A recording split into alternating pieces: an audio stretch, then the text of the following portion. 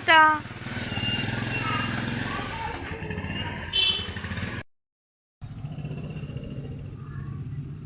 এই জায়গাটাতে বালি ছিল, মাটি ছিল না, কিন্তু গাছটা বেশ পাতা ছেড়ে বড়ই হচ্ছে। গুড মর্নিং বন্ধুরা, কেমন আছো সবাই? আজকে তোমাদেরকে দেখাই, 3-4 দিন আগে আমি এই কুমড়ো দানাটা বসিয়েছিলাম। তো মোটামুটি 3-4 দিন আগে না, 7 দিন আগে হবে। তার মধ্যে গাছটা এই যে এই পরিমাণ বেড়েছে। সব গাছে খোল দিলাম জানেন, গাছগুলো ছাদে তো খেতে না পেলে মুশকিল। তো কুমড়ো গাছটা বেশ ভালোই বেড়েছে, 7 দিনে যতটা বাড়ার। দুটো গাছের সুপারি বেশ বড় বড়ই হচ্ছে, কিন্তু বেকার সুপারিগুলো আমার পড়ে পড়ে নষ্টই হয়। আর দেখো গাছে জামরুলগুলো হনুমানে খাচ্ছে, আর নয় পিঁপড়ে, পাড়াই হয় না। জায়গাটাতে আছে হচ্ছে আমার পুঁই শাক, আর এদিকে আছে হচ্ছে কলমি শাক। যখন পন্ডিচেরিতে ছিলাম বন্ধুরা, এই কুল গাছটা প্রায় মরেই গেছিল, কারণ বাবা বাটার থেকে এসে জল দিয়ে বাঁচানো তো সম্ভব না, কিন্তু আবার বেশ পাতা ছেড়ে বেশ ভালোই উঠছে। এই যে কচি কচি পাতা ছেড়েছে, কত সুন্দর।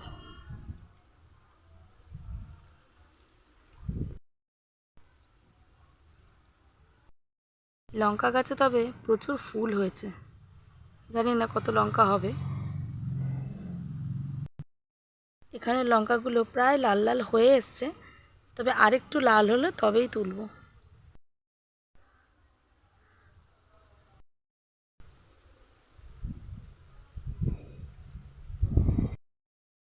এই যে দেখো বন্ধুরা, খোল ভিজিয়ে রেখেছিলাম, তো এই খোলটা সব গাছের গোড়ায় গোড়ায় দিয়ে দেব। বন্ধুরা, ছেলেদেরকে স্কুলে পাঠিয়ে সংসারের কাজটা তো সারতে হবে। আজকে আমি দেখো কি রান্না করব। এটা হচ্ছে মোচা। তো মোচা কাটার তো প্রচুর ঝামেলা, এই কাটার ভয়ে ভয়ে খাওয়াই হয় না।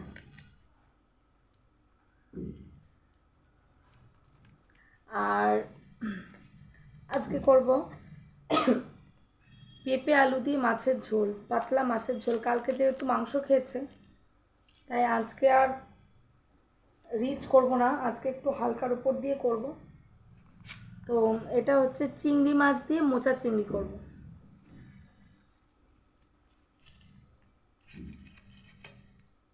আজকে গরম একটু কম, তাই না বন্ধুরা?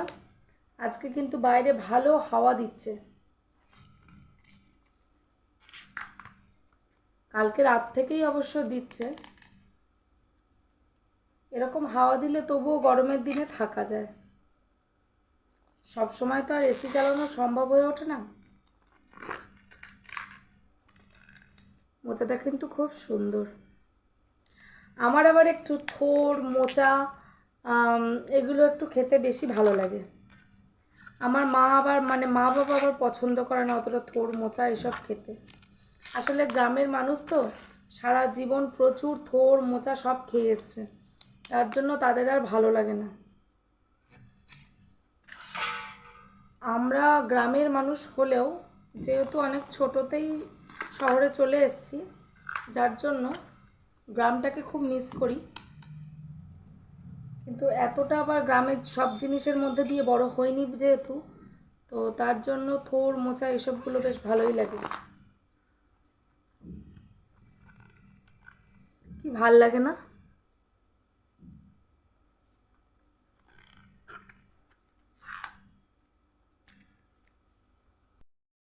তো দেখো বন্ধুরা, মোচার এগুলো তো ফেলি, তার সাথে এই নখগুলোকেও আমরা ফেলে দিই।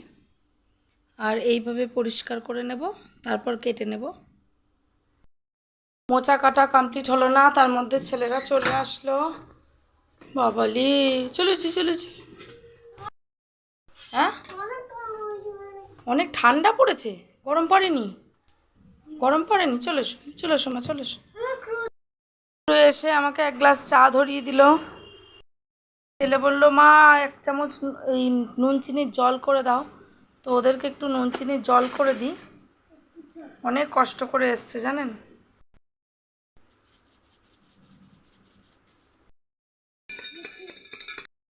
সুপ্রিয় বেরিয়ে যাচ্ছে, মোচা কাটা প্রায় শেষের দিকে, আর এইটুকু বাকি। মোচা কাটতে কাটতেই ছেলেরা চলে আসলো বলুন।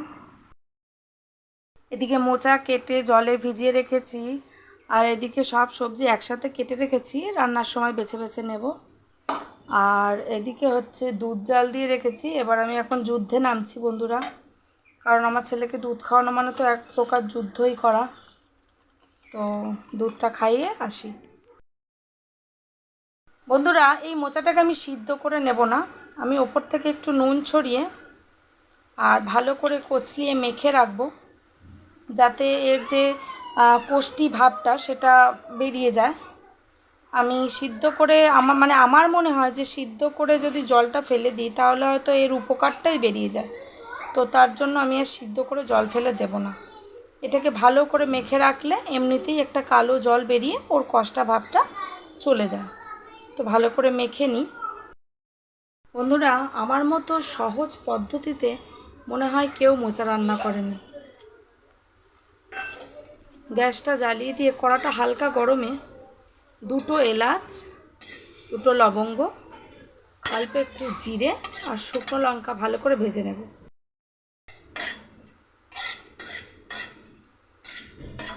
আমার প্রায় ভাজাটা হয়ে গেছে, এটাকে নামিয়ে নিই। কড়ার মধ্যে একদম অল্প পরিমাণ তেল দিয়ে দেব।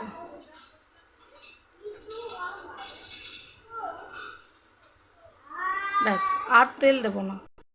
তেল গরম হয়ে গেছে, আগের থেকে কেটে ধুয়ে রাখা আলু দিয়ে দেব। এর মধ্যে দিয়ে দেব হলুদ আর নুন দিয়ে ভালো করে ভেজে নেব।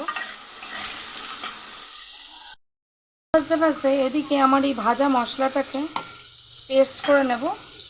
সাথে একটা ছোট্ট সাইজের পেঁয়াজ আর অল্প একটু আদা আর 3 থেকে 4 কোয়া রসুন একসাথে পেস্ট করে নেব।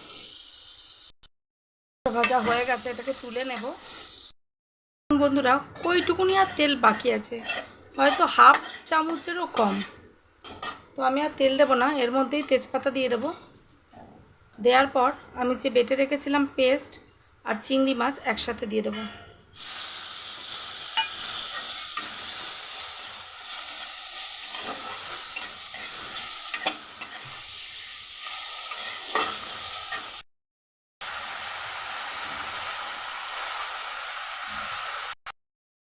সামান্য নুন দেব, যেহেতু মোচায় নুন মেখে রেখেছি।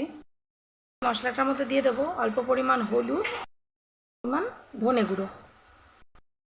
একদিকে মশলা কষানো হচ্ছে, আর একদিকে দেখিয়ে দিই মোচাটার থেকে কতটা পরিমাণ জল বেরোলো। দেখুন বন্ধুরা, এরকম চাপলেই এই যে এরকম একটা কষ্টা জল বেরোচ্ছে। তারপর আমরা এই মোচাটাকে ভালো করে চিপে, এরকমভাবে ভালো করে চিপে পুরো জলটাকে বের করে আর এই মশলা কষানোর মধ্যে দিয়ে দেব।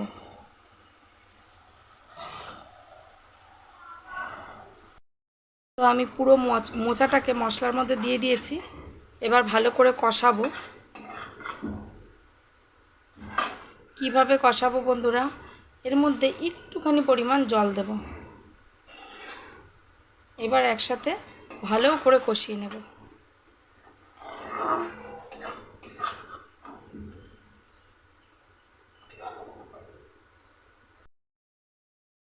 বন্ধুরা আমার মোচা কষানো হয়ে গেছে, এর মধ্যে দিয়ে দেব আলু, আর তার সাথে দিয়ে দেব অল্প করে জল।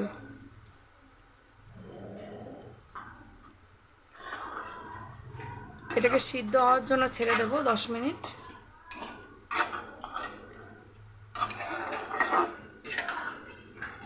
দশ মিনিট পর ফিরে আসছি। সুপ্রিয় ব্রেকফাস্ট করতে চলে এসছে, ওর জন্য পাউরুটি সেঁকে রেখেছি, সেগুলো দিয়ে দিই। দেখি মোচাটা কত দূর কি হলো। প্রায় হয়ে এসছে বন্ধুরা মোচাটা।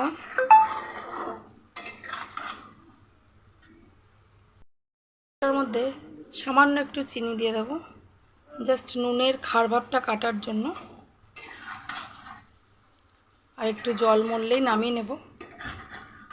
একদিন এরকম সহজভাবে বাড়িতে মোচা করে খাবেন, দেখবেন, আশা করি আপনাদের ভালোই লাগবে। কিন্তু আপনারা দেখলেন এটা কত কম তেলেই রান্না করলাম।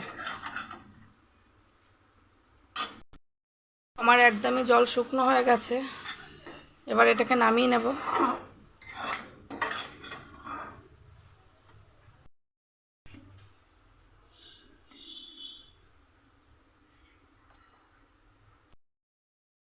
আর একদিকে মাছ বসিয়ে দিই। মাছের ঝোলটা রান্না করলে আজকে আমি একটু মুক্তি পাবো। ভালো লাগে না রোজ রোজ এই রান্না বান্না, একদম ভালো লাগে না।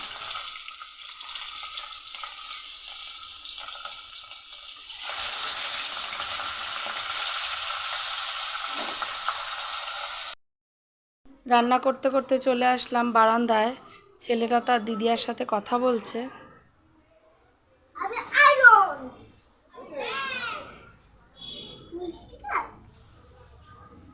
এই যে তার দিদিয়া, এই তিনজন একসাথে পড়লে আর দেখতে হবে না, পুরো বাড়ি মাথায়। রেলিংটাকে নিয়েই না আমার যত ভয়। ছেলেরা একদম কথা শুনতে চায় না, ওপরটা বারবার উঠে যায়। আমার বিছানায় তোলা হয়নি, কাজ করতে করতে মাথা খারাপ হয়ে যায়। একদিকে বিছানা তুলছি আর আরেকদিকে রান্নাটা বসিয়ে দিই। মাছের ঝোলটা হলে ঝামেলা শেষ।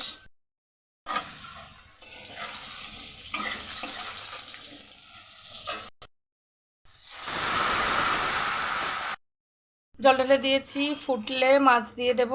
এদিকে নিয়ে নিয়েছি একটা বেল, এটা আমার মা আগের দিন এসে দিয়ে গেছে। আজকে এই বেলটা ফাটিয়ে শরবত বানাই। মধ্যে না বন্ধুরা চিবড়া চিবড়া থাকলে একদম ভাল লাগে না, তাই এই যে আটা ময়দা চালুনি এটাকে নিয়ে নিয়েছি। বেলটা এটা দিয়ে ভালো করে ছেঁকে নেব।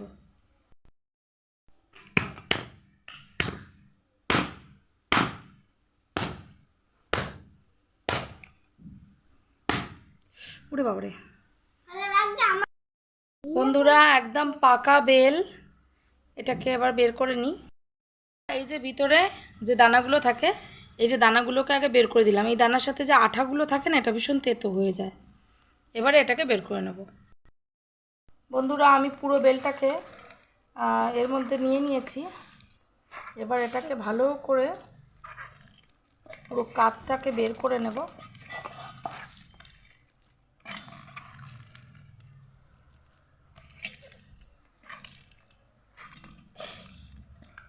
এর মধ্যে অল্প অল্প করে জল মেলাবো আর কাপটাকে বের করতে থাকবো। দেখো বন্ধুরা, কি সুন্দর পুরো কাপটাকে একদম মিহি করে বের করে নিয়েছি। দেখো, এটা খেতে খুব টেস্টি হয়। মুখে চিবড়েটা পড়লে খেতে কিন্তু খুব একটা ভালো লাগে না। দেব চিনি, অন্য একটু নুন, আর এটার মধ্যে দেব লেবু, গন্ধরাজ লেবু।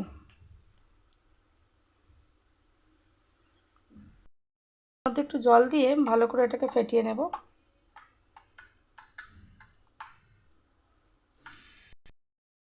কেমন হচ্ছে সোনাই? কেমন হচ্ছে রে? দারুণ হয়েছে, খেয়ে নাও। ঘরের সমস্ত কাজ সেরে স্নান করে কাচাকুচি করার পর এই যে ছেলেকে বললাম, সোনা একটু বারান্দায় দিয়ে আয় না রে। আর পারছি না, আমার এইটুকু ছেলে, আমার গোপালটা।